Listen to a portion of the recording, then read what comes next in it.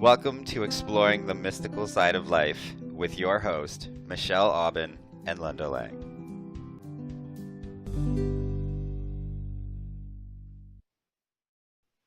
Welcome to Exploring the Mystical Side of Life. I'm Michelle Aubin here with my co-host Linda Lang. Hi, Linda. Hi, Michelle. Hello, everyone. It's great to be here. So, Linda, what's going on these days? What's in the air? What's the vibe?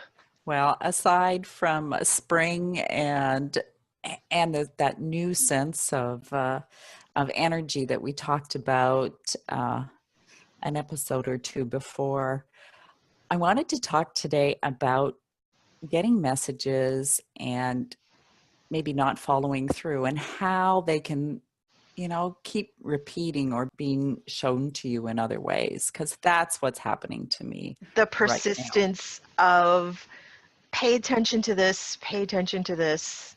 Exactly. And Okay. so, those kind of messages, they have meaning. There's an action that Spirit is strongly recommending that you take. So for me personally, it was back in January, I had received this two messages in meditation, and one of them was very quick and easy, simple to do, so I did it.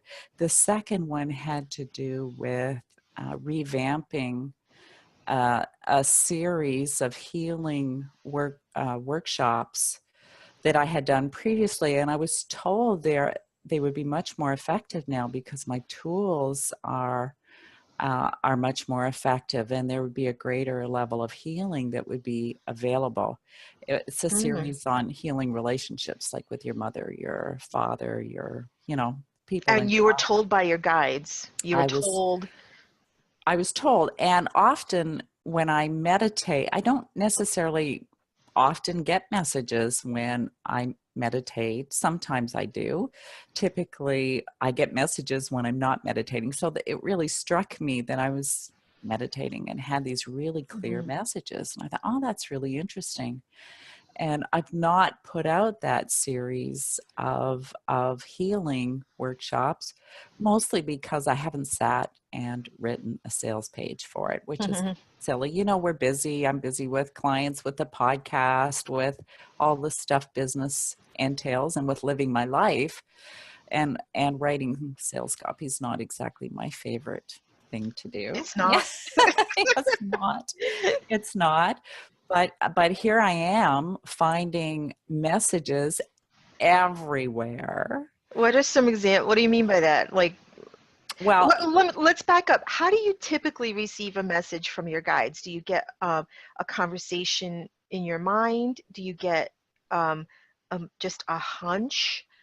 I know I need to focus on this. Like, is it verbal? How is it? for me, it can come many ways. Quite often it's verbal or comes as just a knowing. It's like a thought that you didn't think that pops into your head, and it has structure to it and a lot of information, not just that comes in an instant, right? So it's not a linear way of communicating like we have here on earth with words. Quite often it's like that. Sometimes it'll be a symbol. Sometimes it'll be even just physiological response that happens to something else that gives me some insight or confirmation that I pay attention to kind of all of those things at once. Like I'm always listening to how the energy feels beneath the words or beneath what I'm seeing. And when I had that message in meditation, I thought, oh, wow, yeah, my tools are really a lot more effective than years ago when I did this series. And then I just kind of filed it. And the next day I was working away on my business, and my hubby came home and said, come on, let's go do an errand. And we were sitting in the car. He was driving, I was sitting, and I had this vision. And it was it was not just a vision that I could see in my mind, but it was like I was having that experience. I had the feeling. My father came in. My father's been passed for many years. He was one of the more challenging relationships I had in my life. And here he was in front of me, and all I could feel, I knew he was there because I could feel him. I could feel what he felt like. And he's not, someone I spend a lot of time thinking about or dreaming about. Just occasionally, he might pop in. But here I was, like, feeling what he felt like.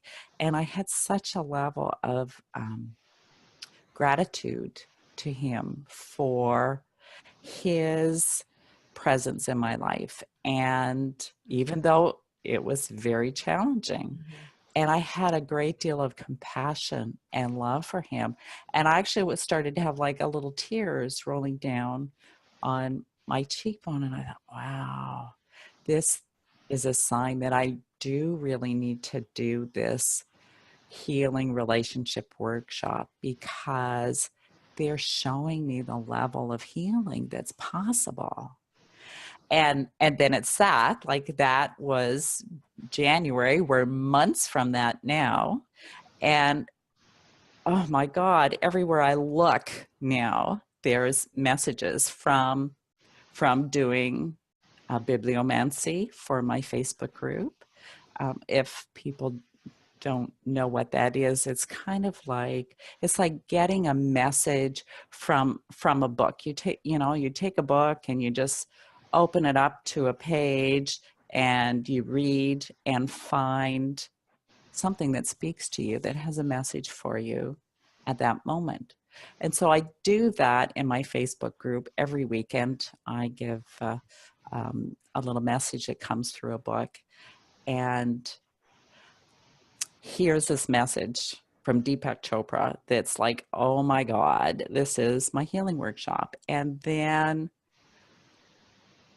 I decided to finally put out in my newsletter that I'm going to be doing it. And as I'm writing my newsletter, my sister calls me and says, oh my God, I just dreamed of Dad last night. And I knew he was dead, but he gave me this telepathic message in my dream. And I'm like, oh, really? Like, Everywhere you turn, you're getting messages. everywhere. So, I know the healing work always benefits me, but I can't help but think, and I've had a lot of clients lately too, that I'm working with them, I'm like, oh, they could really use this workshop. So I can't help but think that, the small group of people that I'll take on that journey with me they're waiting, they're there in spirit. Their higher selves are poking me, my higher selves poking me, my guides, just to kind of get cracking, Linda, and let's do it. Let's do it. I love this description because you talked about so many ways you're getting the message, and that it's becoming very layered.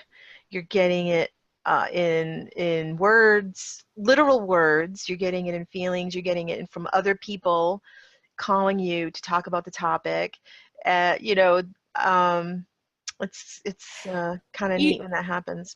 Even my horoscope for the last how many days are like, they're talking about old relationships that might bring up some old emotional stuff that have yet to be resolved. And I'm like, okay, that's what we're doing in the workshop, right? We clear out all these pockets of unresolved emotions that, without having to go down into the trenches. And I'm like, fine, I'm going to do it. Like, I hear you. yeah. Very funny. It is funny. And, I'm so grateful for it, because I love having that kind of level of guidance and direction and assistance. It makes me feel really supported on my path, for sure. And it's really about listening. And I'm not the only person this happens to. Lots of people get messages. Oh, I have a similar thing that happened this week. And Without going into too much detail, it's not a business issue. It's a relationship issue, something going on in my life. And um, I was with a friend at a medical appointment, and the nurse and us, we were all joking, and the nurse started to sing a song that was related to this relationship issue. And not anything, we didn't have a conversation about it. She just started singing, and we were singing and just having a good time at the appointment. She was popping in and out of the room and that kind of thing. And I just thought about that, oh, when the messages come, they come from other people. They come from a book, a commercial, a child, um, someone singing randomly that you don't know, and they don't know you. And it really, really fit. It really fit what I'm processing in my life. So, and it was something I had been kind of asking my guidance team, am I approaching this in the right way? That's why it was so meaningful, because I've been like, am I approaching this in the right way? And this song she was singing was affirming it. Yes, you are. You're doing Nice. what you need to do. So it was fun. It was nice. Doesn't it just go to show you that the tapestry of the universe and how life is so interwoven Yeah. is beyond human comprehension, really? Yeah. Yeah. And when we can, I liken it to being playful. Like, that moment was very playful. And sometimes I have felt like, like figuring things out in my life has felt very hard or serious or mysterious. I walked away from that experience feeling like this is just a game. We're all playing, it's playful, and things don't always feel easy. But this person singing to me was kind of funny. And you open a book and you get a message, and isn't that kind of funny? So it's all very, I don't Yep. know. Everywhere you turn, there's a message, There's a right? message. And I had been asking for one. Had you been asking for a message, Linda, or were you just confronted with your messages? Do you Oh, ask? I I do ask. You do? For sure, I do, and sometime I was trying to remember back to January when I did the meditation. It seemed to me at that time we were doing the Huna meditation where we would meditate on a symbol. And so it was a particular symbol I was meditating on that got the message. And I didn't particularly ask, but Hmm. I did have in the back of my mind at that time, I was doing the Master Your Money Mind program, and I was having a little bit of challenges with the technology. And so one of the part of that message that came in was exactly what to do with that. And then I got this, this second piece, which was totally unexpected about the relationships. So I don't always ask. Sometimes things just pop up and then the light bulb kind of goes on. But it makes sense. So it's kind of like the universe already knows what you're dealing with in your life and where you're struggling or where there's room for expansion or growth or the best way to proceed or to stand still if that's the case. Yes, right. And I think those messages are all around us, really. I agree, and I will add that sometimes, even though my divine inner self knows what approach is the best, there sort of is a part of me that's been conditioned, who doesn't always trust myself, and that part is the part that will ask a question and say, am I doing this the right, am I approaching this the right way, or is there something I'm not understanding about this situation, or is there a blind spot that I have here? Help me to understand this in a fuller way. So it's almost like I'm talking the conditioned part of myself that sees things from a limited point of view, is asking my, divine self, what is the true picture here? Or what am I not seeing fully? And that's where the messages are everywhere, if I can learn to open to them. So would you consider that to be more like your conscious mind and your logical mind, your thinking mind, that is having a little bit of confusion, and that you're looking for an answer that in some way has another layer to it, like whether that's a body sense or a sense of expansion and light, it's something more than just process oriented logical thinking? Well, it's interesting how language is, right? So that's one way of framing it. It's not incorrect.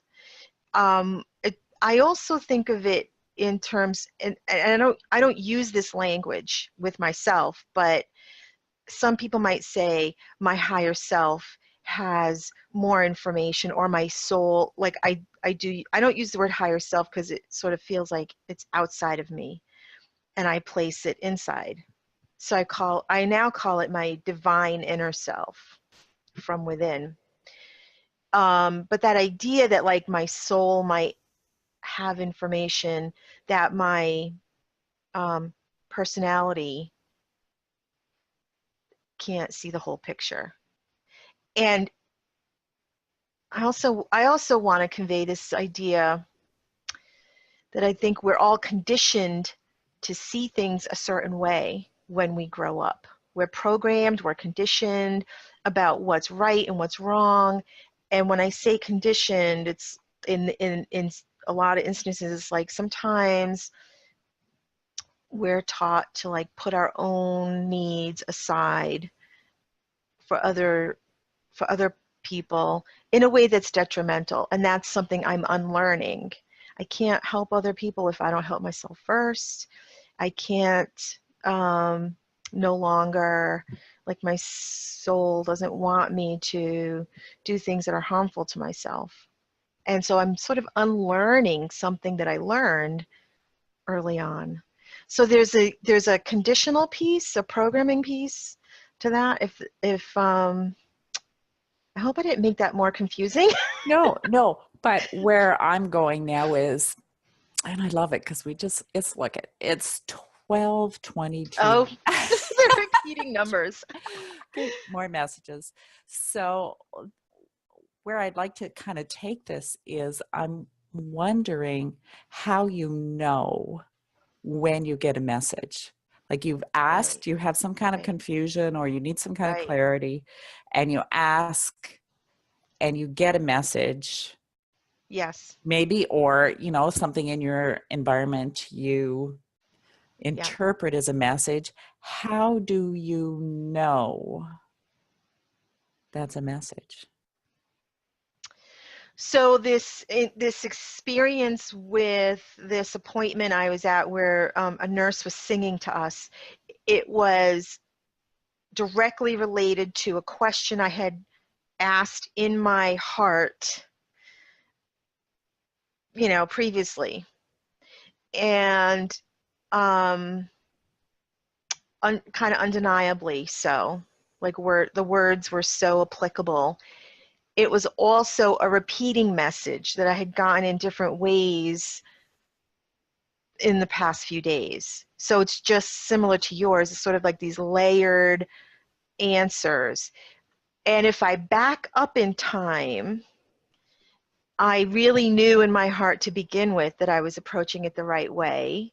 But I wasn't sure. I had that doubt.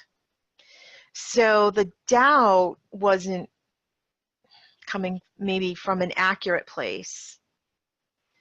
In my heart, I knew. The person singing just confirmed it, you know.